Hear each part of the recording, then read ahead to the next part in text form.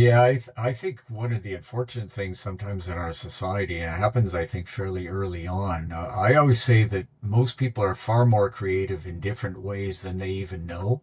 But what happens sometimes early on is before they get a chance to really test it out, somebody comes along and says, "Well, that's not very good. That's a really lousy painting," or or you couldn't sing a note, or whatever. And so we have a kind of a cruel culture sometimes that rather than encouraging people to just explore, and I do think that most people, to one extent or another, maybe you're not going to be a Rembrandt, maybe you're not going to be an Elton John, but most people have some talent to do something in music, writing, painting, whatever, sculpting, so. Agree. And sometimes we're even our own worst critic.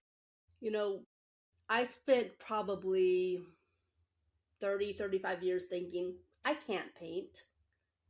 And that was because of a school situation where I felt like my work was not very good. It certainly wasn't, you know, I don't even remember what the grade was, to be honest. But I just remember thinking, nope, it wasn't very good. I'm not cut out to paint. And that was the last I gave any thought to that. Well, you And need to fight against those voices, even the inner voices, and come back and try it again. well, exactly.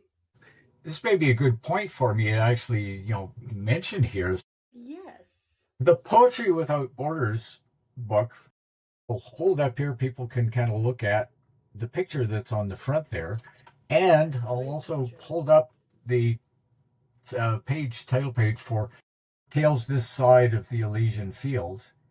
Uh, Both of those, the covers, are actually done by a friend of mine who, again, in post retirement, she was actually a counseling therapist, and but she retired and she decided she'd take up painting, and so she took a few lessons, and it was like, okay, how far will this go? She has become an amazing painter, and we're talking only over the last 4 years.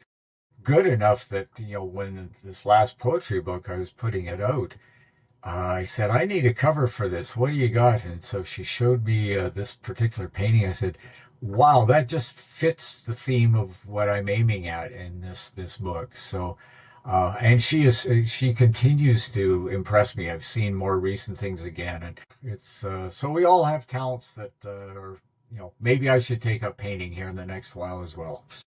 Exactly. The thing is just to explore it and not necessarily rely on the past. There's that saying the past doesn't equal the future, and it's so true when it comes to creativity. That's true, and if you enjoy doing it, you don't want to set yourself the goal of, as I said, overnight you're going to become Rembrandt. Maybe you never will be, but if you enjoy doing it, go out and do it. And my experience is that people who enjoy doing something usually they do get better and better at it No, because exactly. that spirit of enjoyment enters into it. Mhm. And I think too, perhaps the caliber of the one instructing you. Um, in my case, you have a man who may or may not have been burned out, and he's teaching a class full of kids who may or may not care. And that's certainly going to affect the way that perhaps someone who maybe isn't Rembrandt, isn't super, super talented, just naturally, but perhaps there's something there that could be. I discovered later in life by going to a party a friend gave where we did get some very good instruction that, all right, I can paint. And yes, I was painting the same pictures everyone else, but then I went off on my own tangent and added things that no one else thought to add. So that created in me the desire to move forward and explore painting. And I am never going to be able to sell my art, but I certainly enjoy doing it. If you enjoy doing it. Yeah. Yeah, positivity is infectious. So if you're around positive people who are giving you encouragement, who knows, the sky's the limit.